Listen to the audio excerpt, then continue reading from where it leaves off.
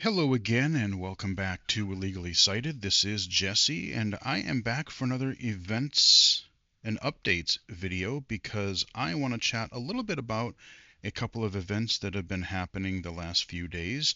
First off, the Site Tech Global Virtual Assistive Technology Conference, and then the Game Awards show that happened last night.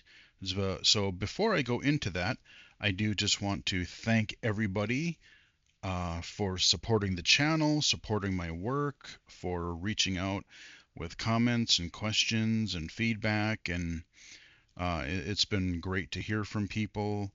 If you are new to the channel, I do unlock videos typically every Monday, Wednesday, and Saturday, sometimes more frequently for holidays or special announcements or, any number of things. But Monday, Wednesday, Saturdays are typically my unlock days. I do put everything into playlists, so feel free to check out the playlists area. I have a wide variety of content, low vision games, games I play with my remaining vision, PC and console and mobile accessible game, blind accessible games, virtual reality, AI stuff. I've done presentations and interviews with people on the channel and through other people's channels and things. So there's those. There's all kinds of kind of geeky collectibles and things, game accessibility, VR accessibility playlists, just all kinds of stuff. So please feel free to check out that section. The Growing Up Illegally Cited playlist I'm still rather proud of. The Toby Doom stuff, all kinds of stuff. So hopefully you'll find something there of interest to you. And if you're new to the channel, welcome. I hope you find something interesting here. And again, thank you to everybody, whether you've been here for 10 minutes or 10 plus years. I've been doing this since 2012, believe it or not. And just out of sheer curiosity, I did take a quick peek at um,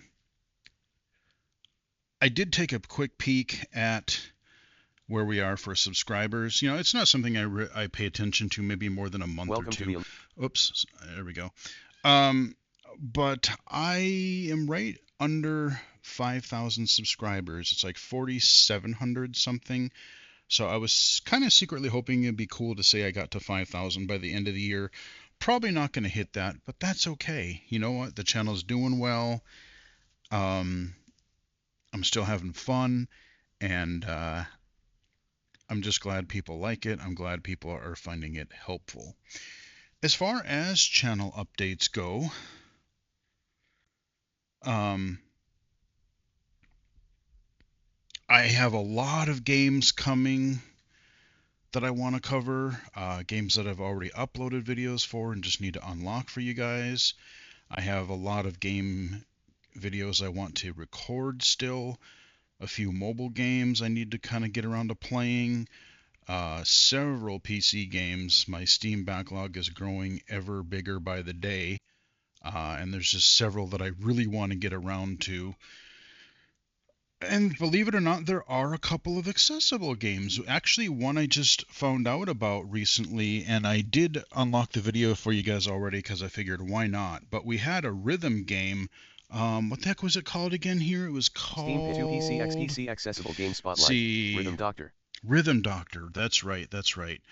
An accessible rhythm game. And then remember earlier on this year, there was another game that I had covered in demo form, I believe, this summer called Bits and Bops. Well, that game apparently just came out now as well. I hadn't been paying attention and I got an email from Steam going, oh, by the way, this game is out. And I'm like, oh, okay, another accessible rhythm game. So we had two rhythm games released within like a couple days of each other. Haven't recorded a video or tried it yet, but I look forward to that because that really almost seems to be more of like your WarioWare Rhythm Heaven type of game. And that is definitely not a bad thing because I've enjoyed those immensely on the Nintendo platforms.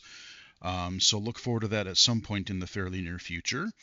But like I said, a lot of low vision games, some boomer shooters, some arcadey stuff. I mean, just I try to cover a little bit of everything. So plenty more to come.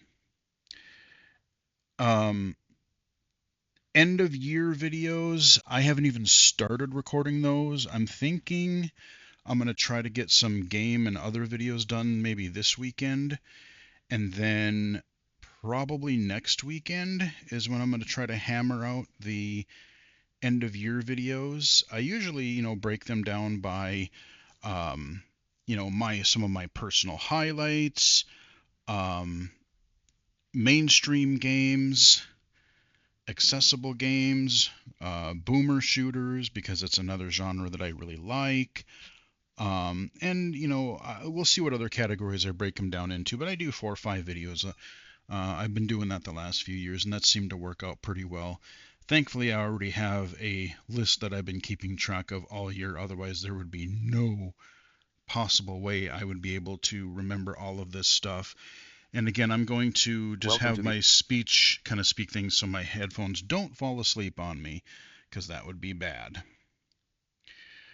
I do want to give people an update on the glasses situation. As I said earlier, I was going to, I do have the the Allies Solos glasses. I've played with them a little bit, and I really have mixed feelings on them.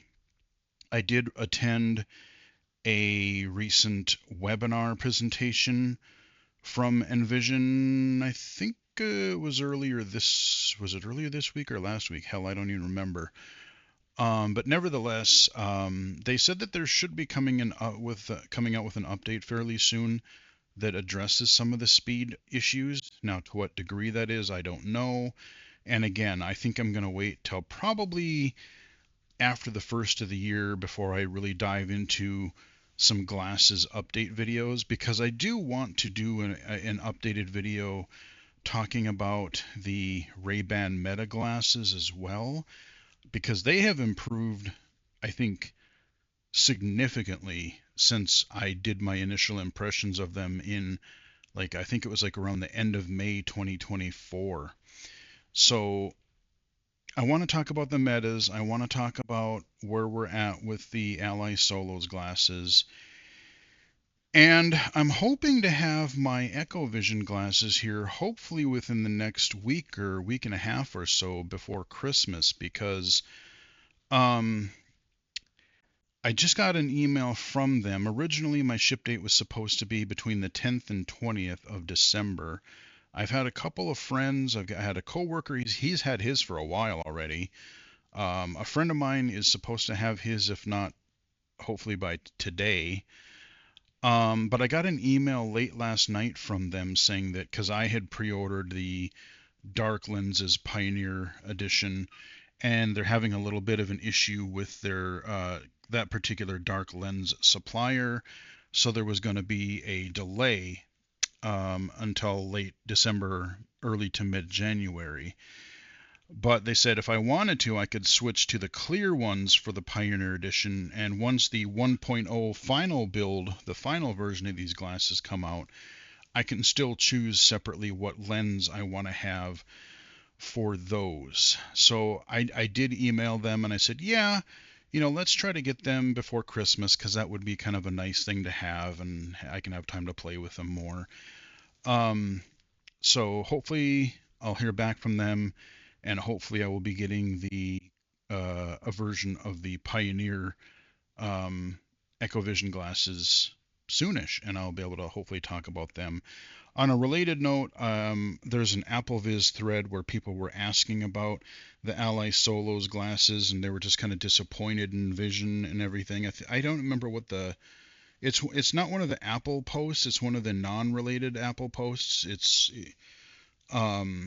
in that area of the forum, and I think it was something about like the link was something like disappointed with Envision or Solos or something like that. But I wrote a big sort of summary post where my thoughts are on, I would say, both the Ally Solos glasses, especially when compared to the Meta glasses, because those are the two that are, mainly out right now, and those are the two that a lot of people are sort of debating whether they're good enough, whether some of their shortcomings would still make them worth buying.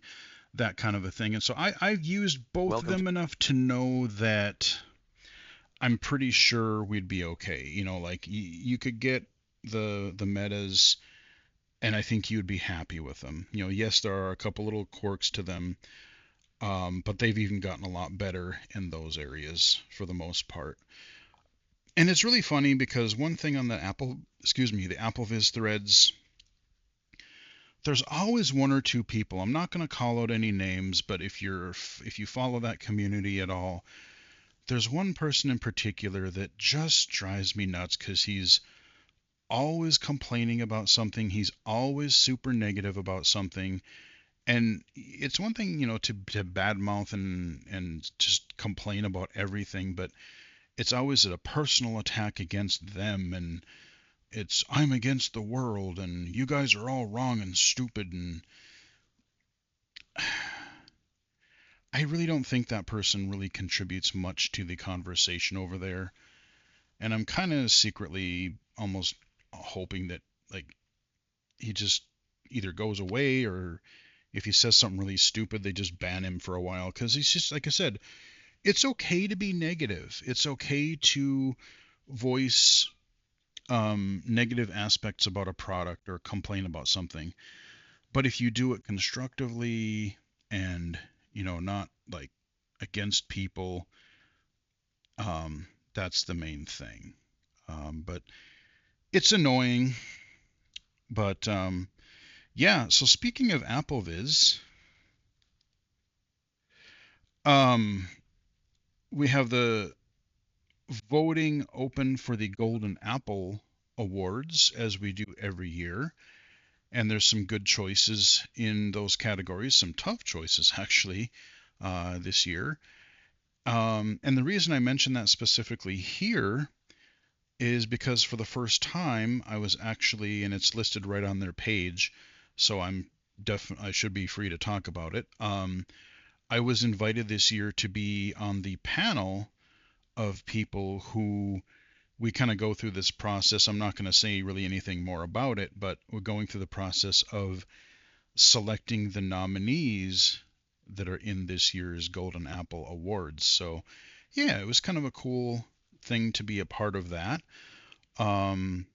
Just like being a panel member for the Innovation and Accessibility category for the Game Awards and things like that. So, yeah, it's I don't know. I mean, it's really cool, but it's kind of humbling to be like, like I said, these are not positions, or these are not opportunities that I've show desk. sought out. These are just things of, like, somebody will email me one day and be like, "Hey, would you like to be a panel member for this event?" And I'm like, "Well, sure, I guess. Yeah, I would be happy to help with that." Um, so that was kind of another cool experience for this year, but more about that another time. Um, Another thing that I've been a part of for a few months now, that I should be able to talk about here, the audio description project from ACB. They now have an ADP, audio description project gaming group.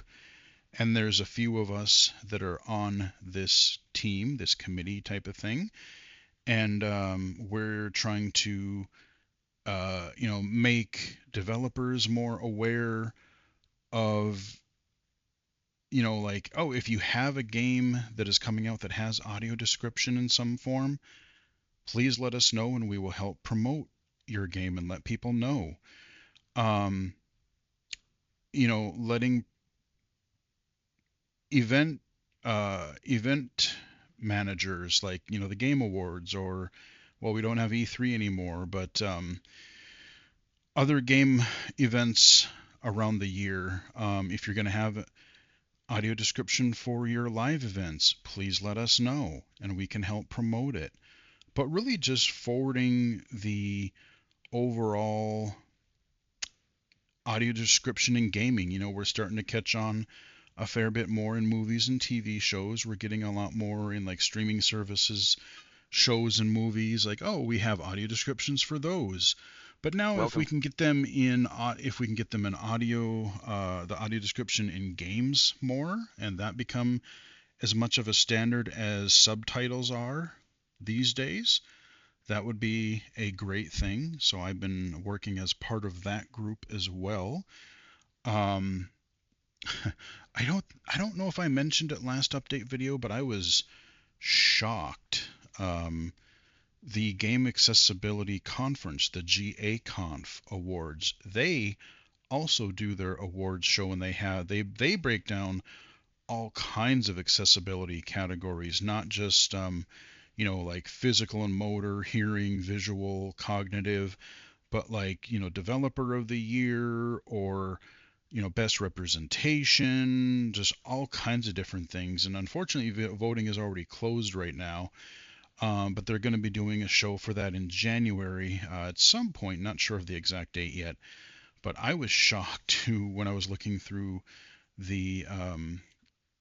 looking through that list, and under the advocacy category, Jesse Illegally Cited Anderson is how they wrote it.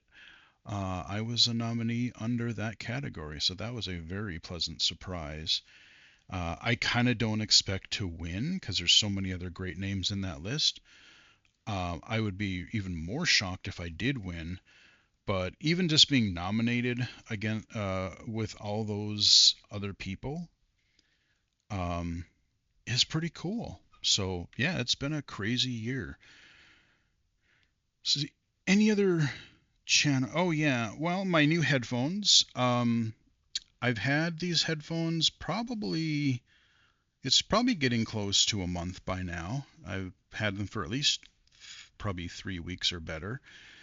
And I hope to do a hardware review on them soon. I might try to do a video for them this weekend, but because I think I've had them long enough where I can pretty comfortably review them. I do want to try recording my phone video, like phone videos that I do, like accessible app videos or game videos, because there's a little bit of a quirk with them there, but I've kind of figured a way around them, and we should be okay.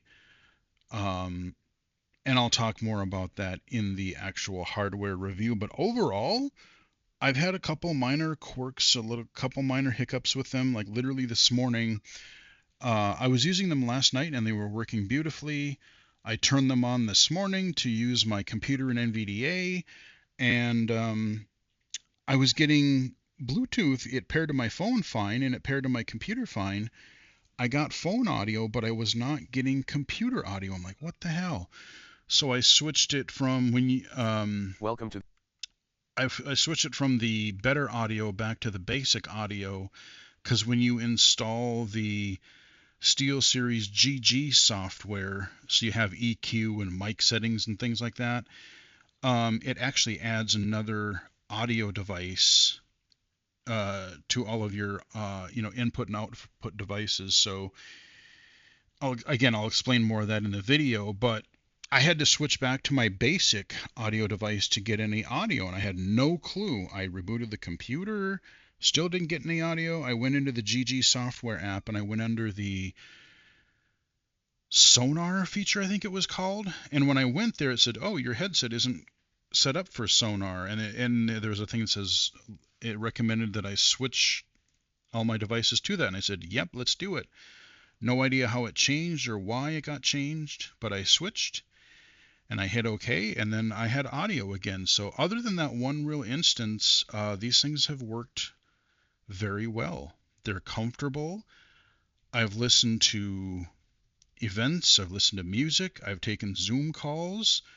I used them the whole time for the SiteTech Global Conference, which we're going to talk about here momentarily. So yeah, I've put a lot of hours into these things already, and I gotta say, again, thank you, Joe, for that pleasant surprise, because I was definitely not expecting that, but they seem to be working out pretty well. And I have done a few videos with them already. Now, keep in mind, one thing I forgot to mention during last update, and I told you guys about these, as I was using that as a test video for these headphones. one thing, I have a lot of videos recorded already that are using my old Turtle Beach headphones, and they're still fine. Like, they still work great as headphones. It's just that the mic is a little bit more temperamental, and I wonder if that is to do with the USB 2 dongle, like the USB-A dongle that they use, whereas this uses USB-C. I don't know that I've had really any mic disruptions or anything in using this new pair of headphones. So the mic is behaving a lot better, even wirelessly, even if I have my phone near me, because that's what really seemed to make those old headphones mad. Like I said, I still love my Turtle Beaches, but yeah, these SteelSeries are not too shabby. So review coming soonish. Like I said, lots of games. I already kind of covered that. End of year videos.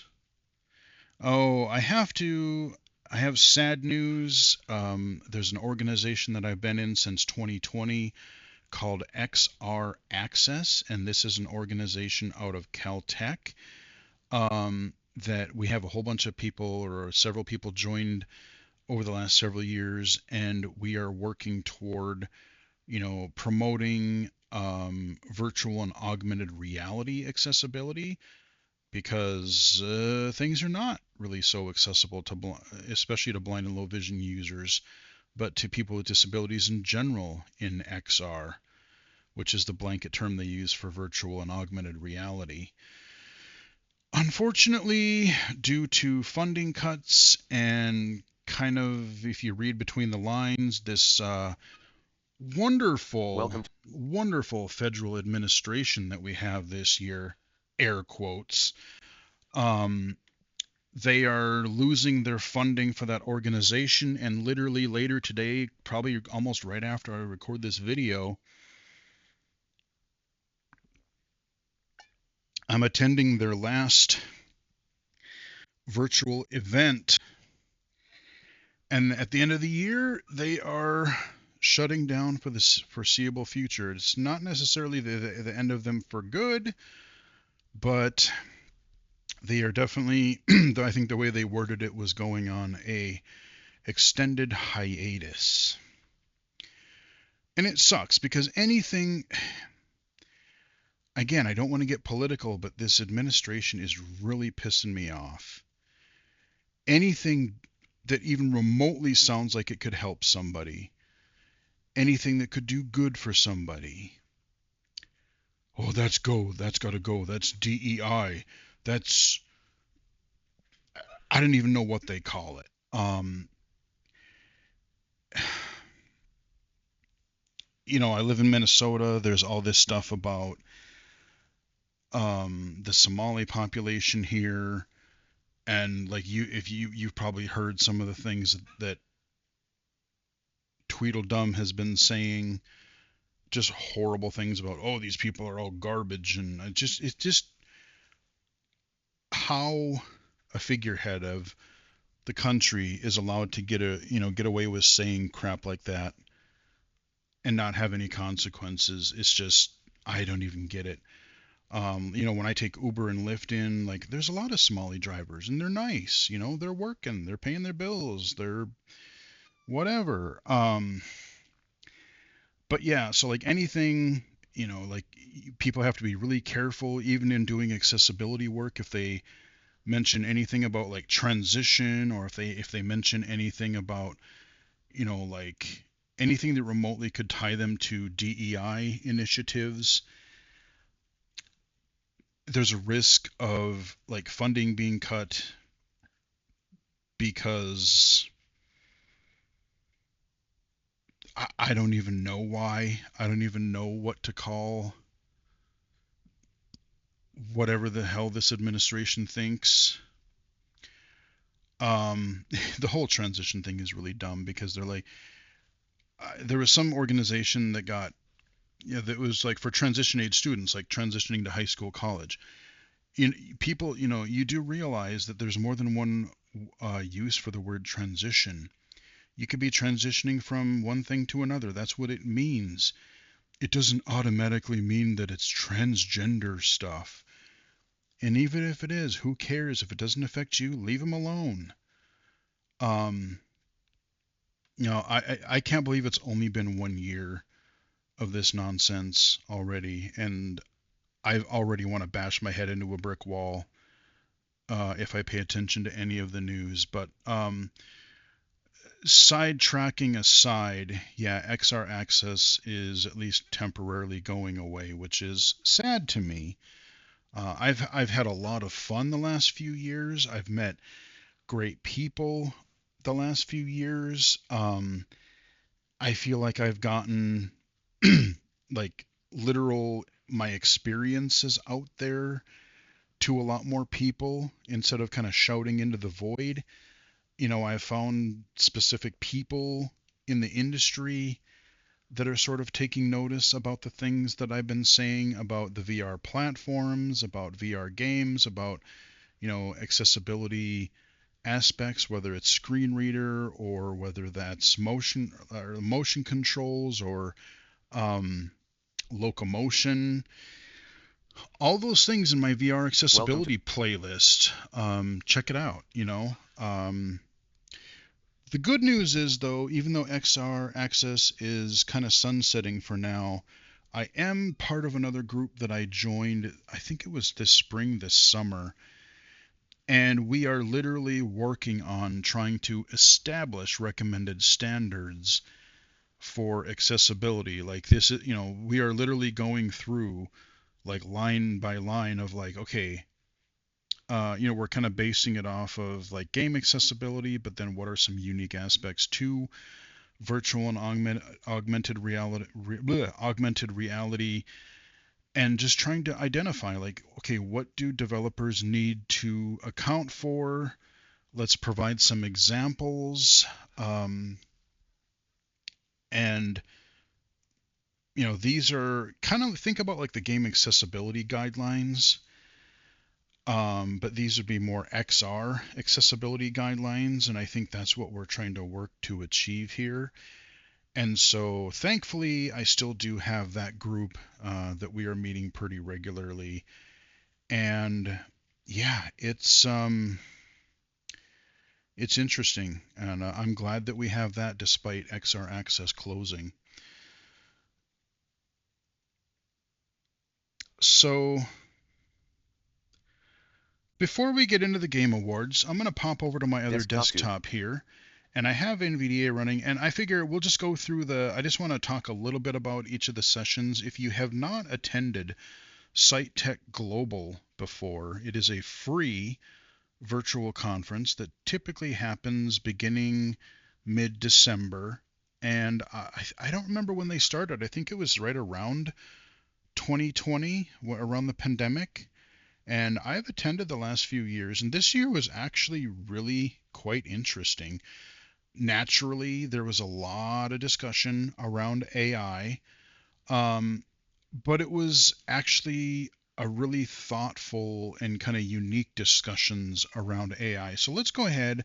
I have NVDA running here, and I'm just going to peruse the headings of the agenda. Now, I don't know if well, yeah, I think on the YouTube channel, if you just go to YouTube and look up SiteTech Global, SIGHT, SiteTech Global, you will find their YouTube channel, and they have archived their sessions there. So if you want to watch some of these that sound interesting, feel free. And in the future, if you want to attend and join the live chat,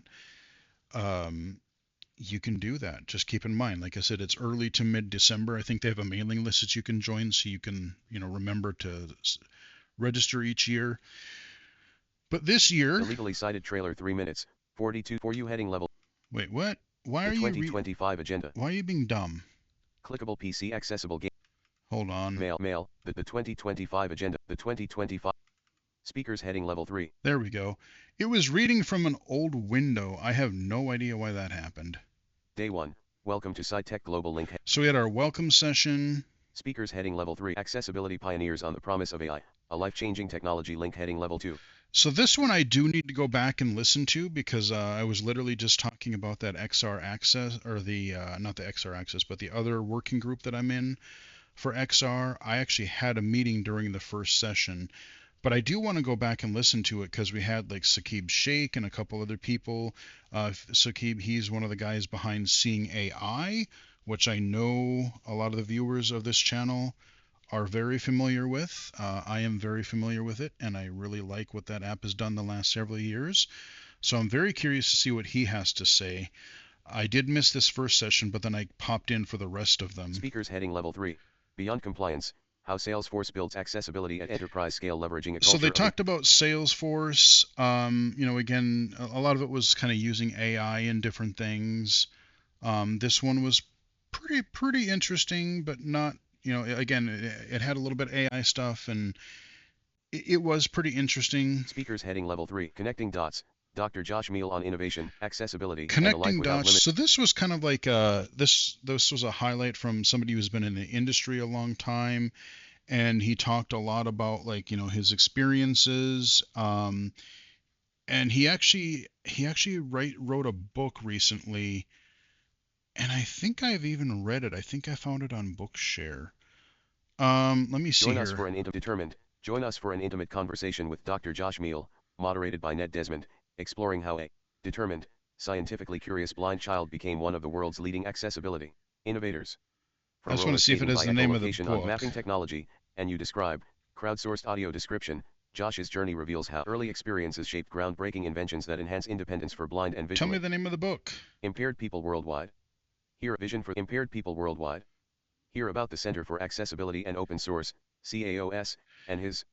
Yeah, that was a cool part where he's really looking to build, like an accessibility, almost like an accessibility consortium, like the W3C for accessibility, but really focusing on open source projects. So, you have your NVDA, but let's say that somebody doesn't want to use Office or something and they want to use LibreOffice or, any of these, just kind of really getting the word to a lot of the open source mainstream developers and say, hey, you guys could be considering some accessibility here. That was actually a really interesting thing. This CAOS, and it is funny, it's not CHAOS, but they are kind of calling it chaos.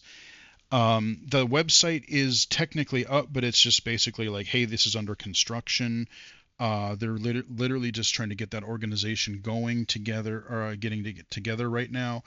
But I want to follow it because that actually sounds like a potentially very interesting project, especially with the way that a lot of people seem to be not so happy with some of the what the big companies, Microsoft, Google, Apple, Amazon, some of these companies are doing right now.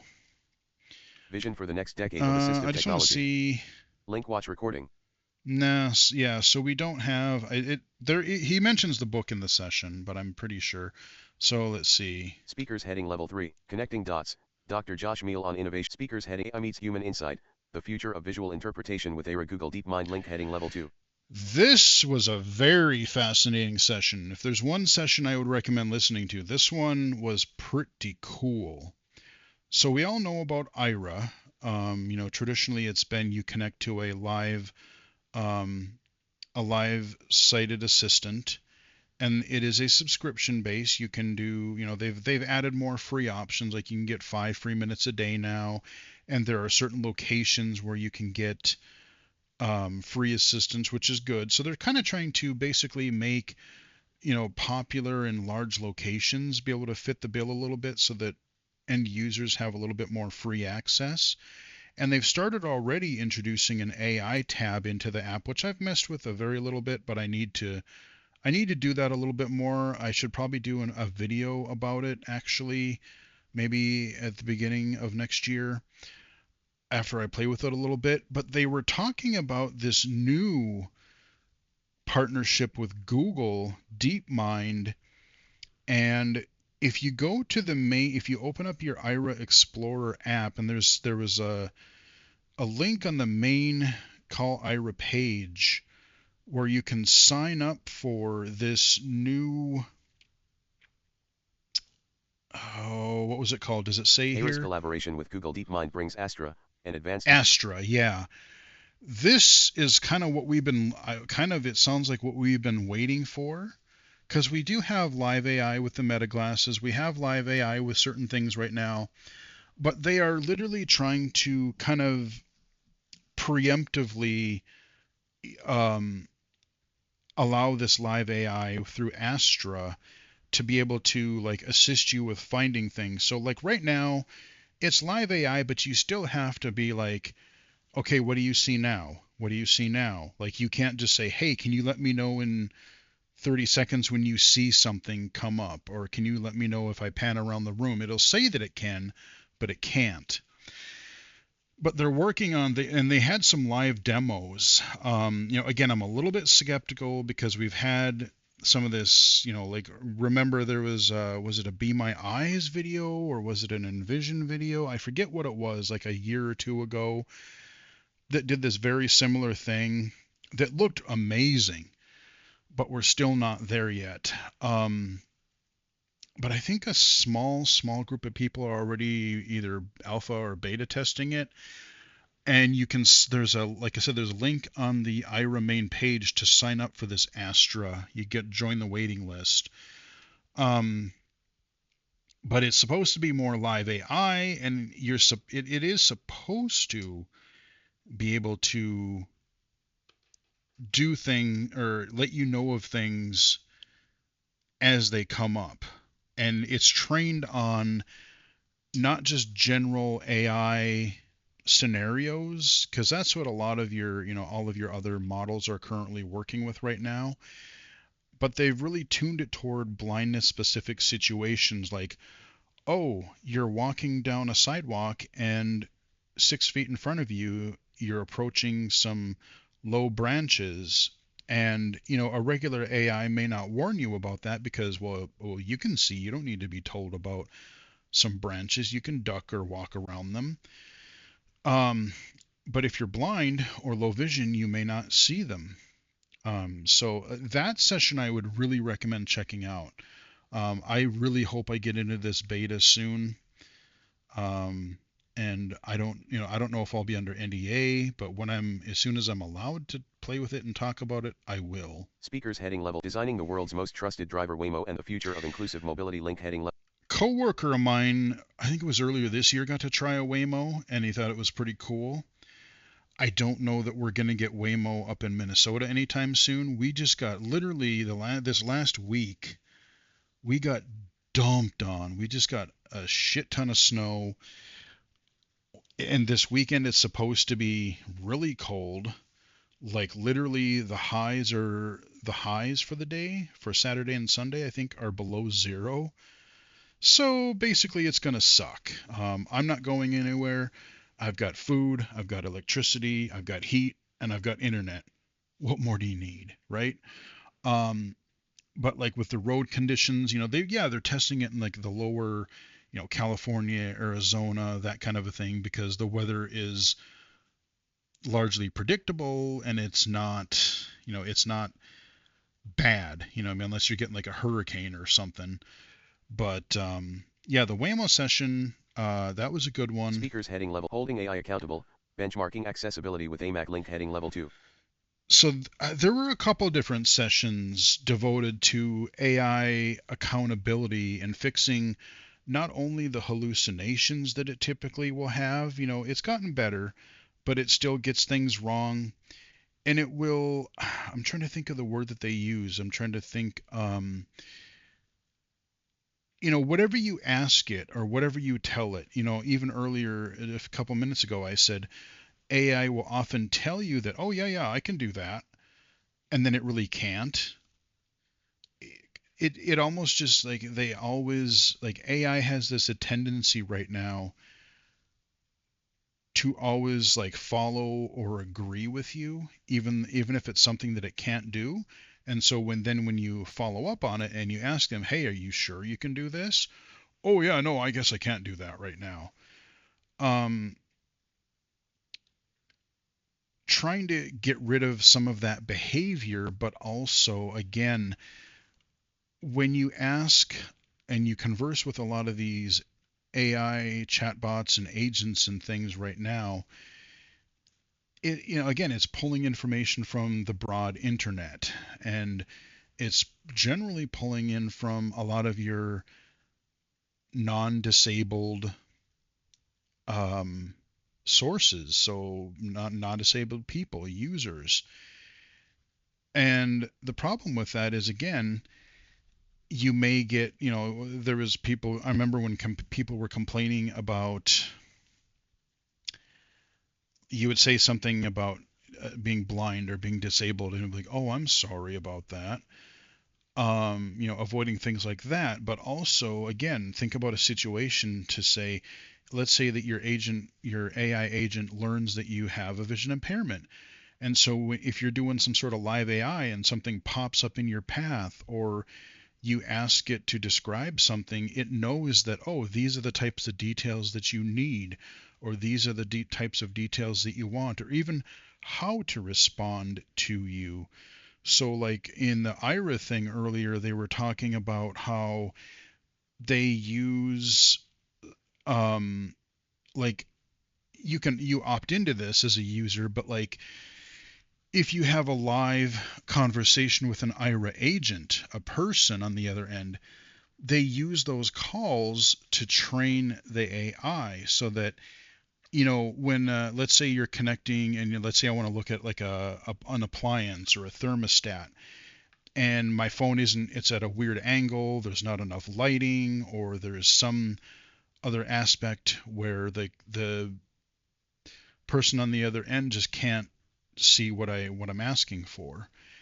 And so, they say, oh, try turning a brighter light on, or can you get a little bit closer? Can you move your phone a little bit to the right? And just the way that they, and again, these are, not volunteers. These are trained professionals that Ira trains to give more accurate results. And so if they're training their AI that way, you're probably going to get a more blind centric, low vision centric um, assistance with AIs. And depending on what models get trained or have access to this data, that could help a lot. Speakers heading level 3. Founders who lead with inclusion. Insights from accessible startups link heading level 2. So this was kind of neat too. This one, there was I forget what they were, but there was a couple of startup companies, and they were talking about, like how they start up, and should how you can how you make money, or how you stay alive, how you it's more about serving the people than it's about making the money, that kind of a thing. But it was a pretty interesting session. Speakers heading level. Spotlight. Access for all. How Doc Access advances digital equity in the public sector. Link heading level 2. Doc Access. I'm trying to remember what this one was. I mean, I've attended so many events the last couple of days, or sessions the last few days, that I'm just kind of like, I don't remember every detail. This spotlight session introduces Doc Access, a breakthrough solution addressing the pervasive problem of inaccessible PDFs in government and public.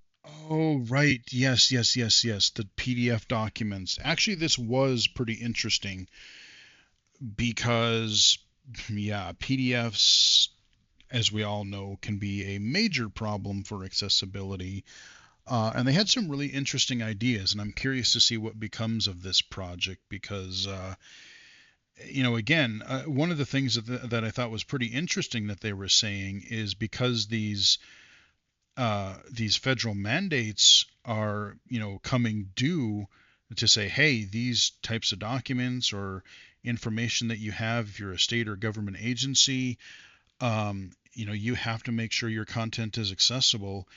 If they don't really have the means to it, their version of making it accessible is, well, we're just going to delete, or we're going to remove these documents from our websites. And so rather than having them in an inaccessible format or making them accessible, they just say, well, we have too many, it's too hard to do, we don't have time.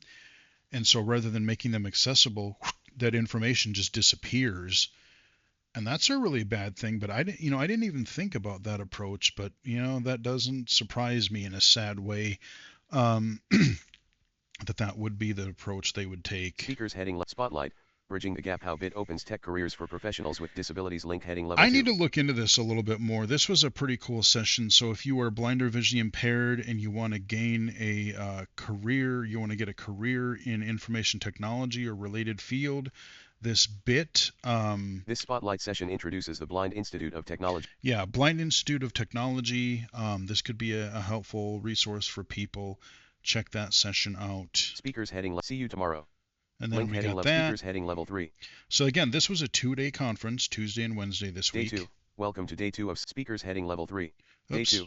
Welcome to day 2 of Sci Technical. Yeah, welcome Speakers to heading day level 3. 2. Technology for Good. Author Jim Fruchterman in conversation. Link heading level 2. Yeah, Jim Fruchterman, he's a key dude in blindness, low vision. Started Benetech, major contributor to Bookshare. He started a few other companies. It was just really interesting kind of hearing his perspective on, he wrote a book. That one I believe I have read. But Bookshare is a fantastic service. It helps countless number of students. Even if I'm not a student, it works really well. Not just for blind, low vision, but people with learning disabilities, dyslexia, any number of things. It was just a really he just had a lot of interesting topics. So that's what I'll say about that session. That was pretty neat. Speakers heading level. Unlocking Human Potential, Universal Design and AI with Meta. Link heading level 2. This one was also pretty cool, but it wasn't quite what I was hoping it was going to be. It was interesting, and he kind of gave a little bit of a history on not just AI, but tools in general, like OCR and the Kurzweil reading machine and, all these different things that we've come up to over the years. And then he talked a bit about, what they're doing within Meta and how they have, they're working with the disability community and the features that they've even improved since the early versions of the Meta glasses. I was hoping that it would be more about the Meta glasses in particular, and that we would have learned maybe some upcoming things that they have in development, but he really didn't focus on that a ton. If you read, and again, if you kind of read between the lines a little bit, you can kind of tell a few ways that they want to go. It was still a good session, but it wasn't quite what I was hoping it was going to be. Speakers heading Responsible AI in Action. Microsoft is building a fair and inclusive AI future. Link heading level 2. So again, we're hearing from Microsoft. This again was pretty interesting. I have a little bit more leeriness about Microsoft. Like, I know they do awesome things like Seeing AI and things like that. I've messed with Copilot a tiny bit, but it's probably one of the ones I've used the least or have experimented with the least. And they have some really neat ideas, but I've been hearing some of these things. There was literally an article in a few of the mainstream tech sites recently where there's I didn't even remember what it's called, but this AI that can kind of do things on your computer for you. And they're like, yeah, you don't want to necessarily do that because it might have a weird potential to download malware and or mess up your machine or something. And I'm like, okay, I don't think I really want that. I do not want to enable that particular AI. I like my system to run stably and uninfected. Thank you very much. So I'm a little bit gun shy on some of those types of tools, but I know a lot of people. I know several people at Microsoft. One of the people that was presenting, actually, Jeremy Curry, I've known him for many years, back when he was with WindowEyes. He's part of my low vision advisory board group. And so, like I said, there's a lot of people who care and do want to do the right thing. But Microsoft and all these big tech companies are so freaking huge that they don't communicate with each other. And you have these, high up mucky muck people who are just like, AI and everything. I want everything this way. And they don't think through some of the repercussions, or they don't communicate between the teams. And, again, we've seen Windows with some disastrous Windows updates lately, and so I don't know. I think they need to calm down a little bit, but at least in this session, the people who are working on this have the right idea, and their hearts are in the right place. Speakers heading level 3 AI that sees, hears, and understands. Google's accessible technology link heading level 2. Again, another quite interesting session. They talked about DeepMind again. They mentioned the partnership with Ira, but they mentioned just like what Google Gemini and things are doing. Again, that was another neat session. I am very curious, especially with the DeepMind and everything, and Gemini, when Google does release their equivalent of their Meta Ray-Bans. Both a coworker of mine are kind of curious, and that could be another mainstream, almost like a Meta Ray-Ban competitor that may do some really nice things in accessibility. Speakers heading level crossing the lines. The power and promise of multi-line braille technology link heading level 2. Hey, a session not about AI. This one was, again, talking about these multi-line braille displays, like the dot, let's see, what is it, like the dot pad and the not Mantis, blah, blah, blah, blah, the one, why can't I remember the name of the thing? Monarch.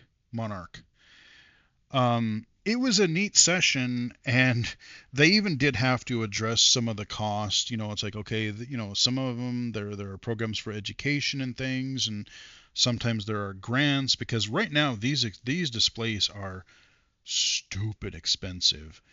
And which is interesting, because again, if you're in school and you can get one through there, that's great. But then what about people wanting to get jobs? Like even a VR agency, like we have to, yes, we need to get people technology that works for them so they can be employable. However, especially in this climate now where everyone is not sure if they're going to get funding, budgets have been cut. Some of these displays are like $18,000+. And can you really spend $18,000 for one device for somebody? How realistic is that? Whether you're a VR agency, whether you're an employer, I don't know. It's going to be interesting. Speakers heading level the virtuous alt text cycle, engineering context quality in AI generated alt text. This was a pretty fascinating session about alt text, and how a lot of images aren't described properly, and it's not just describing the image. And if you have AI do it, that's literally what it does. It looks at the image and go, oh, well, this is a picture of a house, or this is a picture of a man. But depending on the context, if you're looking at let's say you're looking at an outfit on a shopping website, you want to know the details of what it looks like, if there's any patterns, what all the kind of characteristics of it. Whereas if it's just an icon of something, you don't care. Or if it's just a picture of something in a different scenario. Again, a picture of a house, it could be it could be an artistic picture that you want the details, or it could be a little cartoony thing to represent going home, because that's what a lot of you see a picture of a house and that means go to the home page. So it was a really interesting discussion, actually, a really neat session. Speakers heading left, designing AI that sees us, powered by blind-centric data link heading level 2. Trying to remember which one this was. How do we ensure that the next generation of AI systems truly works for blind and low vision people? The answer is in the design, and for that, you need the right data. The vast majority of AI. Okay, so I kind of combined this session and an earlier one. Again, they talked about like what information, what data models have access to, and yeah, it really depends on what information a model has access to. If blind data is included, blind and low vision data is included.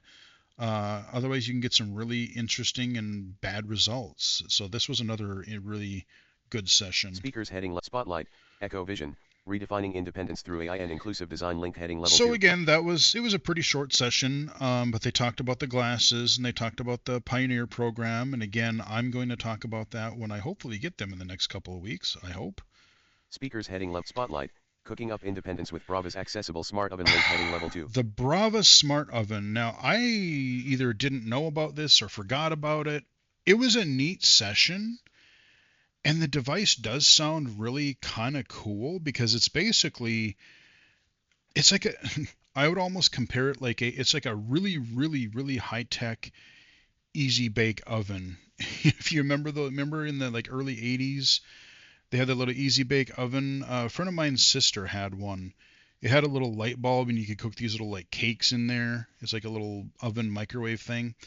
Well, this oven, it cooks things with a series of different lights, and it's got these trays where you can put more than one different thing on different sections of the tray, and you use a mobile app and tell it, what it exactly is that you're making.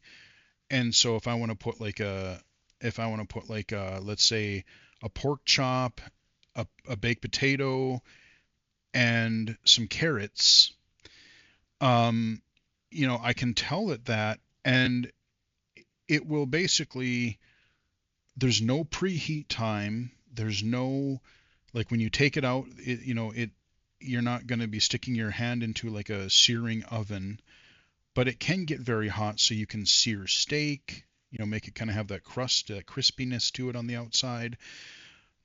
But you can make all kinds of things with it, and like I said, you can put all of these different things together in one meal, and you put it in there, and it'll cook them so that everything comes out at the right time. And when it's done, it stops. All of that sounds really cool until I looked it up online and I found out the price is I forget what I saw it on the low end for, but it's well over $1,000. And I want to say I saw it on Amazon for like $1,500. I'm like, yeah, I guess I can probably deal with preheating my oven. And don't get me wrong, if they sent me one for review, and I would love to cover it, and I would love to have one, and if I had one, I would more than likely use it, because you can bake, you can air fry, you can do all kinds of things with it, and all those other aspects that I told you about. But it's just so damn expensive. Is it cool? Yes. Would I like to use it? Sure. But for spending well over $1,000, $1,500, I can live with my countertop grill. That works pretty good for meats and stuff. I use my oven all the time. I use my stove pretty regularly. I use my microwave. I mean, yes, it could potentially eliminate some devices, appliances, but very cool idea until you see the price and you go, oh. So I think that was our last session. Speakers heading left. Spotlight, Pitchability 2025 winner, XR navigation link heading level 2. No, it wasn't. This one was cool. This one was cool, actually. This one was called... Understanding the accessibility of digital map tools is essential for creating inclusive maps. The first product from XR Navigation, Audium. I need to look into this more because it's something, I don't know how they create the maps necessarily, but it's got a really neat... They showed a lot of indoor examples, so you could use it for airports, malls, stadiums, conference, hotels. And they had a really neat approach to it. But I'm just curious. I don't know. Like, again, people have to reach out to them and have something mapped. And I don't know what the logistics or the cost is. I like what they showed. They did some demos. But it's something that if I'm able to cover in somehow more detail at some point, I will. But it is a really interesting session that is worth checking out. I know there's a few different companies working on potential indoor navigation setups, so I don't know what is going to win or what's going to, when things are going to be happening, but I think that might be the last. Speakers heading level. Thank you and final remarks link. Yep, thank you and final remarks. Desktop. So let's pop over to my first desktop over here. And before we wrap up, I want to quick breeze through. I'm not going to spend a lot of time on these titles, but we're going to talk about the game awards last night. So the first game that they showed, we had a pre-show for about a half an hour, and then the real game awards. So in the pre-show, I didn't write every little announcement or every little game because some of it was for stuff that's already out and things as ads. But this first game was called Decrepit, and it's coming out I think early next year. It seemed to be this first-person melee-based game that looked pretty gnarly. That one I did add to my Steam wishlist because it looks pretty sweet. Oh, this demo is out today. Audiomech. They kept saying it was like a platformer, but it almost looked to me more like a crazy dual stick shooter of some kind. It kind of looked like what if Geometry Wars? I mean, it had all these bright colors and effects and all kinds of craziness.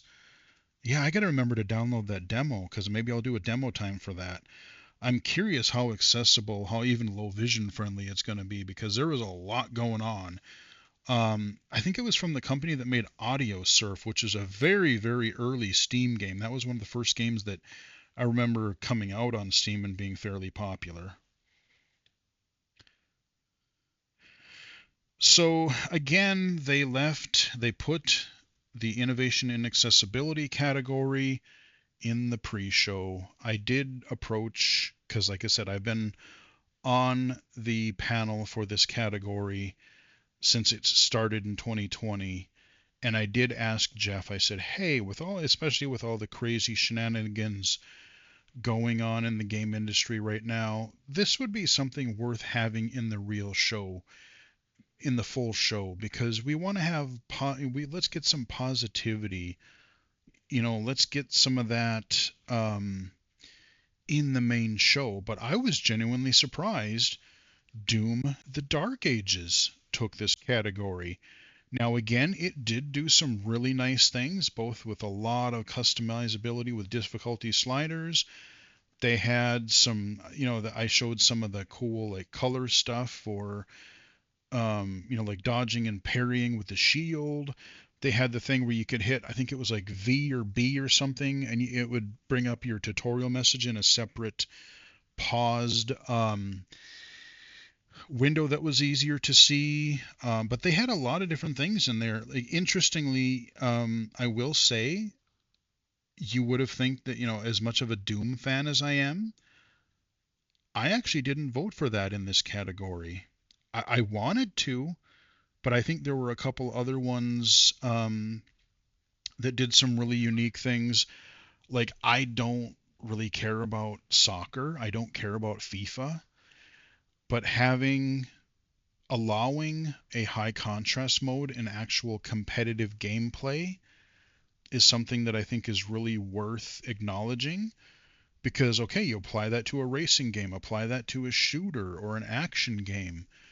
A lot of times they'll allow that in single player, but they won't allow that in competitive gameplay. And, say what you will about EA, but kudos to them for that. F1, the Formula Racing game, almost having in-game stuff like Forza did. And unfortunately, they don't have narrated menus, but like the racing, I'm glad another developer tried to do a racing game and kind of took what they could from Forza. But again, congratulations to the id team in the innovation and accessibility category. We had South of Midnight was another option that had some great accessibility stuff in there. I would have been happy if that one won too. Again, it was unfortunately there wasn't really anything this year that was really totally blind accessible from start to finish. But a lot of games did a number of great things in a variety. Again, we have to remember this accessibility is not just about blind accessibility. We have to consider this from accessibility overall. And there were a lot of games indie games and AA, AAA that did a lot of good things this year. They had some Guild Wars content stuff. I don't follow Guild Wars because I don't have time to play MMOs. Escape from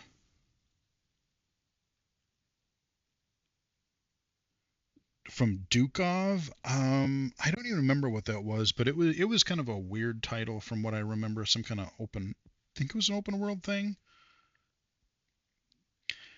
Pragmata. There's a demo of this out right now, so hopefully sometime this weekend I will be able to do a demo time video, get one recorded, and get that out to you guys at some point in the near future. This is that third person action game. I don't even know how to explain it. Like it's a shooter, but like you have this kind of companion that like hacks enemies or something.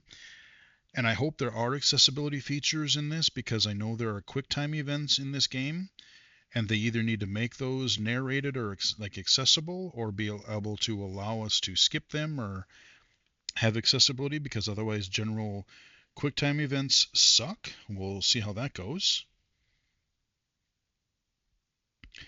Tank Rat, kind of a third-person tank combat game. It actually looked all right. Kind of reminded me. I don't really know what it's going to be like, but it made me think of the N64 series Battle Tanks. Look up the Battle Tanks. Battle TANX. Those commercials were hilarious. It had, if you're really old like me, anyone remember the Snuggles the bear? It was like this fabric softener mascot.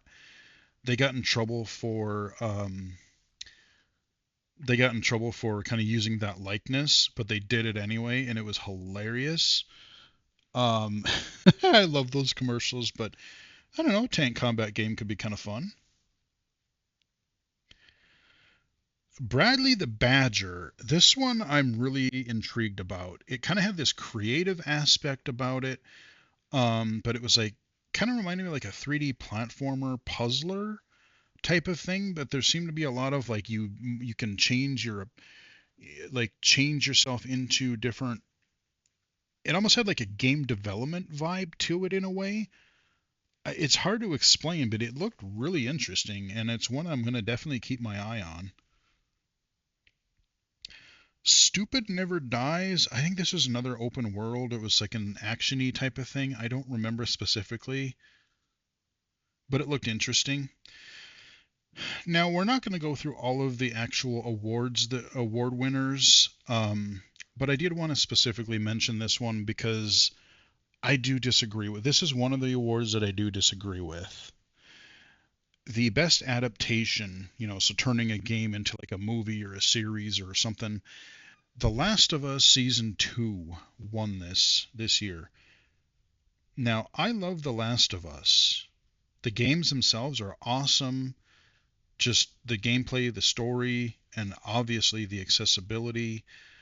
But so Season 1, absolutely. The Last of Us Season 1 was very good. I highly enjoyed that. Season 2, I didn't hate it as much as other people did, but I didn't think it was anywhere near as good as the first season. I think the best season for me was, I think it was either episode 2 or 3, where they're defending the town, and they have like the big like bloater or whatever it was coming in. That was a good episode. And I think part of the problem is, they're trying to cover The Last of Us 2, and we know that they're not going to cover the whole series of events of that game. They know we're going to have at least season 3, possibly even a season 4 to get through that game. So maybe once we have the events of The Last of Us Part 2 fully covered and I see how season 2 plays into everything, I might appreciate it more. I didn't think it was bad necessarily, but it just didn't hit the first like near as well as the first season did. Um, I really liked, and we'll talk about this in my end of year videos, but I really liked Twisted Metal Show season 2 was desktop. actually really good. I really liked the Splinter Cell anime that came out on Netflix. I think it was a month or two ago. I enjoyed that. I would have voted for Splinter Cell probably. I don't even think Twisted Metal got nominated this year. But I just wanted to talk a little bit about that because I thought, I mean, I know The Last of Us, it's a big name, and that's sort of what happens is the big names. And the main thing I will say about a lot of the awards, It was a lot of what I expected. Um, Nintendo won a couple, for Mario Kart World and Donkey. I liked Donkey Kong Bonanza. That was a good thing. I would have chose probably the Sonic Racing over Mario Kart just because it seemed to. I mean, yes, it had an open world and innovated somewhere Mario Kart did, but I don't know. Um, but that Expedition 33, Claire Obscura Expedition 33, I don't even remember how many awards it won, at least 5 or 6. So that just kind of ran away with the show. And it did win Game of the Year, so spoilers. But Star Wars Fate of the Old Republic. So the people that made, somebody made the Knights of the Old Republic games. Yeah, I guess we're getting a new Star Wars RPG. And if it has accessibility, I would actually be kind of interested in checking it out. People were pretty hyped about that. John Carpenter's Toxic Commando. This one I'm pretty interested in. After the Game Awards, I saw IGN posted like a 30-minute gameplay demo. I'm getting a lot of like Left 4 Dead meets World War Z sort of vibes, and I really hope that they have bots that you don't have to play it multiplayer with live players. Because this is a game it looked, it didn't seem to have, I don't think it's got the card system that Back 4 Blood does. I hope to God it doesn't. Um, but you had objectives, and this one they were big kind of open environments, and you had objectives, and it had vehicles that you could get in and out of. So there was like a couple cars, there was pickups. Um, yeah, I liked what I saw from the trailer last night, but then when I saw the gameplay footage this morning before work, I'm like, oh, this actually does look kind of neat.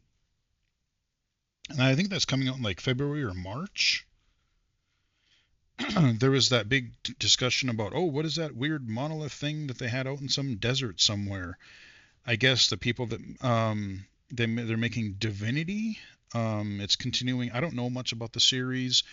I don't know if it's like an RPG or a strategy series, but it would need to have a lot of accessibility for me to kind of look at it. It's the people that made, oh, what is that other RPG that came out a couple years ago that everybody flipped out for? Oh shit, I can't remember what it was called.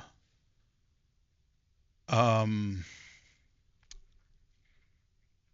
but yeah, I mean it's from a group that is known for their RPGs and stuff.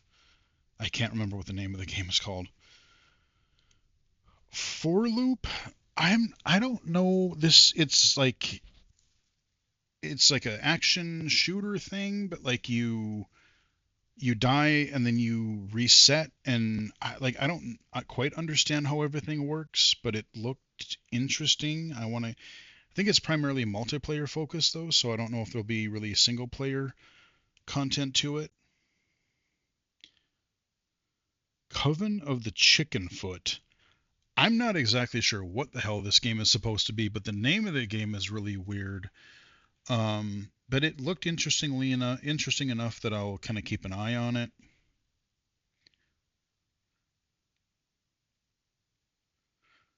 Ontos. This one it was a weird game, and again, I'm not quite sure what to make of it or what kind of gameplay it is, but it is from the developers of Soma, and I really, really liked Soma. They do some really interesting storytelling, and they make they also made the Amnesia games. Um, so yeah, odds are there's probably going to be some really messed up and possibly some scary stuff in that game, and I think it's coming out early next year. Resident Evil Requiem, we found out that Leon is going to be in there. You can actually have two campaigns in there. One is more of a survival horror, which is the lady that you play as, and then Leon's is more of an action campaign. So I'm kind of intrigued about that. And I didn't write down the release dates. I think this is like a February game. So that could be neat. So then there was this really bizarre puzzle game. Order of the Sinking Star. This is from the developer that made Braid. I can't even really begin to describe what these puzzles are like. It's sort of like an overhead type of thing. But I can't really explain much more than that because I'm not sure I understood it too much. But the Braid guy, he's making a new game. Exodus. This is like an action RPG that kind of gave me some Mass Effect vibes, so I'm kind of curious to check that out. I wish listed that on Steam. Warlock Dungeons and Dragons. This one is like a first-person, well, D&D type of thing, and it looked like a really cool action RPG. I don't know if this is 2026 or 2027. There's a few of those 2027 games in there. But it definitely caught my attention, so it's one that I'm absolutely going to be keeping an eye on. Screamer. I've seen footage of this before, but I can't remember what it is. Control Resonance. So this is a spiritual sequel to Control. I think I have not covered that on this channel. I think I was gonna cover that, but that was when I had my other HP rig and it was giving me all kinds of problems and I just never got back to it. They do have some accessibility features in the first game, and so I should go back and try to take a look. Interestingly, the sequel doesn't have the same main character, and I think this one's more melee than gun focused. So I am intrigued to see what that is going to be like. Gang of Dragon. It looked neat, but I don't think they really showed much gameplay, so I'm not quite sure what that's going to be, but it looked cool. They're making a Street Fighter movie, and they brought a whole bunch of the cast on the stage. It looks kind of fun, actually. Kind of this live action. I don't remember if they gave a date for that. But I mean, just it looks like it's going to be a lot better than the original, like live action. What was it? Jean-Claude Van Damme Street Fighter movie. I actually like, if you haven't watched the Street Fighter 2 animated movie, the anime, that was actually pretty good. I didn't mind that. But that looked nice. That looked neat. Lego Batman Legacy of the Dark Knight. That is coming out in, I think, May, and that just looks pretty cool. I mean, you got the Lego Batman humor. It's kind of going through the whole kind of Batman saga. That one looks interesting. That one I'm probably going to have to check out. So we had two Tomb Raider announcements. We have Tomb Raider Catalyst coming in 2027, and then I didn't get a chance to write down the name of the other one, but basically they're doing kind of like a reimagining of the original Tomb Raider, and that is coming out next year. So two Tomb Raider games, and I know that developer has done things with accessibility in the past, especially with Rise of the Tomb Raider. Orbitals, which is a Switch 2 exclusive. It's some kind of anime thing. I didn't really get too much into it. I'm not exactly sure what it's going to be, but that was a thing. Diablo 4, Lord of Hatred. Again, there's so many games I keep needing to play all these new games, and I really want to get back into Diablo since they've added some of these accessibility features and get some of these expansions, but I don't know when I'm going to have time. I mean, it looks fine, it looks fun, but I still haven't gotten the first expansion yet. 007 First Light, a little bit more footage of that. And then, of all things, one of the villains, apparently, some musician guy, but they're having Lenny Kravitz play a character in that game, and so he was on stage. Lords of the Fallen 2, kind of a Souls-like. That is coming, I believe. I don't remember if that was a 2026 or 7 release. No Law. This one looked kind of interesting. It was kind of a like FPS some of it was like mech and some of it was out of the mech, I think. It looked neat. I want to learn more about it. Total War Warhammer 40K, so they've done Total War Warhammer, but now they're going for the future, not the old ones with the orcs and that, or whatever, but they're going the 40K with all the exosuits and stuff. Ace Combat 8, the airplane series. I suck at flying games, so I don't know that I'll be getting into that unless they do some miraculous accessibility stuff. But if you're into the flying games, they got another one of them coming. This one I didn't see on my bingo card. Star Wars Galactic Racer. It's from some of the developers that develop Need for Speed and Burnout. And it's almost like a spiritual sequel, it looked like, to the Star Wars Pod Racer game. And I'm wondering if it's by the Burnout developers. I hope we don't have like weapons to shoot other dudes, but I hope we can ram into them and almost do like takedowns, even if it has to be with Star Wars vehicles and not real cars. Like, dude, if I could, if I could play that and go on these tracks and do takedowns, that would be pretty fun, actually. I'm curious to learn more about that. So 2 Star Wars games. Out of Words, it's a co-op platformer of sorts. Not quite sure what to make of this one yet. The Wind Awakening. I wrote the title down, but I don't remember at all what it was. Phantom Blade Zero is another, I think it was another action game, kind of hack and slashy thing, but I don't recall. They're teasing a 2D Mega Man game for 2027. Mega Man Dual Override. It looks pretty cool, although this is definitely, just by the footage that I saw, it would look like one of those where I might want to be able to tone down the backgrounds, because there was a lot going on and it would be kind of hard to see between the foreground and and the background. Neo 3, I still have yet to really get into trying Neo 1 and 2. I think I own the first one. I think Neo 2 is on my wish list. I don't think I own that yet. It's kind of, again, it's a melee combat game. They're supposed to be pretty difficult, but I do want to try them out. High Guard. This is like some kind of like multiplayer. Like they had werewolves and magic and creatures, and you're riding wolves and riding bears, and there was all kinds of weird stuff. I mean, it looked interesting, but again, multiplayer stuff is just, I don't know if it's going to be paid, if it's going to be free to play.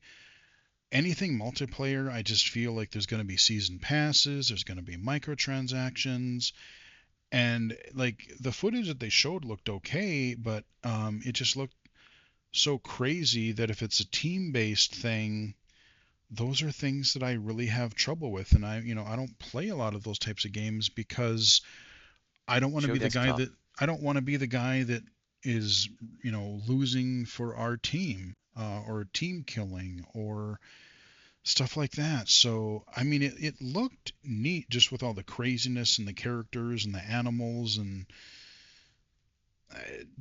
I don't know. It was neat, but I don't know if it's going to be one of those games that I'll want to play. I'd like to be wrong.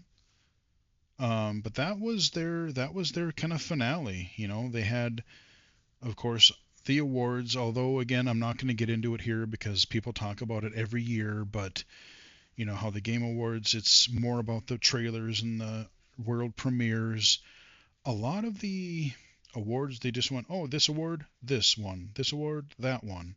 They just kind of zip through them so they can get to their next trailer. Um, I said Expedition 33 won tons of awards. South of Midnight, I'm glad, did win the Games for Change award. I'm glad they got some recognition on that and that they won something.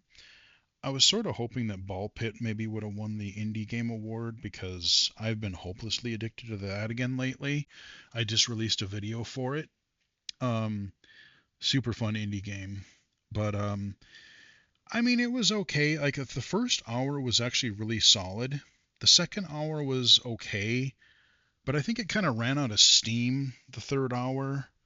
They did have Evanescence play a song. I guess they're doing a song through this some Devil May Cry game. And I like Evanescence. I haven't followed them too much recently, but like their first few albums I liked quite a bit. Um, so they had that. They had their orchestra play some they play some music from all the Game of the Year nominees right at the end. They had Miss Piggy, which was kind of dumb, but whatever. Actually, I kind of liked I forget the name of the dog. He came in for part of it, and when they did this weird little Game Awards song, and they were kind of making fun of Jeff and the Game Awards and whatever. That part was actually kind of funny, but um, I remember when they had Statler and Waldorf a couple of years ago. I think they had Elf one year, didn't they? I forget who they had, but um, I don't know. I mean, it was all right. Unfortunately, they didn't show anything for what I would have loved to see make the finale. Is I wanted to see a little sneak peek of Wolverine gameplay, that new Wolverine game that's coming out. That would have, I think, been a hell of a way to wrap it up because I think that's going to be an awesome game. But I want to see some gameplay for that. People were thinking, oh, we're going to see Half-Life 3 or Half-Life announcement. No, we didn't. I was not getting my hopes up. It would have been really cool, but they didn't do that. But those are the Game Awards, I mean, some decent looking games. There was a lot of like Souls-like type of things. There was some open world stuff. There was a few anime things. They did show some fighting stuff for the Invincible game that's coming out. That looked all right. But yeah, I mean, it was a decent enough show. I liked what a lot of the awards were kind of what I thought they would be. No super surprises. As much as I like The Last of Us, I don't think they needed to win that adaptation award, but whatever. I would have chose something else, but it is what it is, whatever. But I know this video has been going on for a long time, so we will wrap it up here. I hope you guys found this video helpful or entertaining. Learned a little bit about SiteTech Global and some AI and upcoming technologies, and my thoughts on the Game Awards and all the things yet to come on the channel. So I'll wrap it up here. Hope you guys enjoyed the video. Give it a like if you did. Follow me on Twitter at BGFH79, Blue Sky at Illegally Cited, illegallicited.com, and right here on YouTube. Until next time, I will chat with everybody again. Later.